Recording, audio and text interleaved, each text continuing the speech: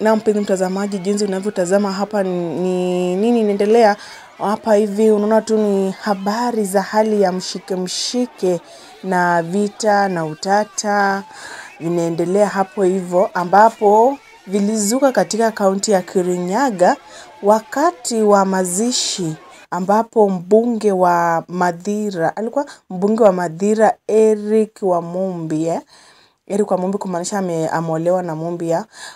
Eric Wamumbi ambaye alimshambulia aliyekuwa naibu rais Rigathi Gachagua. Yaani alimshambulia tu kwa kusababisha vita vikali kati ya mwenyekiti wa eneo hilo pamoja na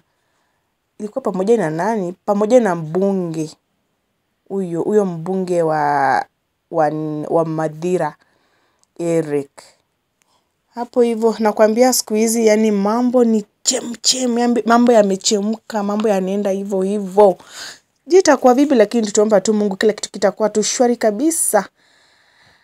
Hila ni jambo la kusikitisha kwamba ukiona sasa hapo hivyo watu wanaimba, wanafurahia, wanaimba tu ngaiwa kwae, ngaiwa kwane, sijui hapo na imsemanga je nisichome.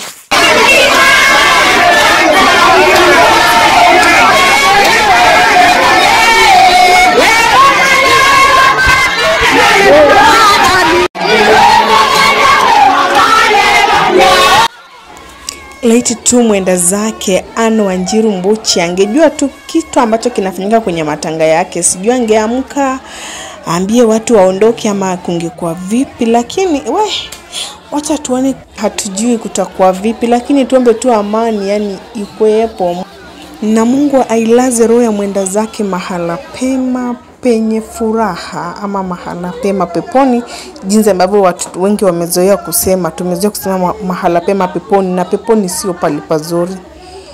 Msisahau kusubscribe tafadhali. Hatuungi Rigathi Gachagua mkono sababu aliachilia huyu mama.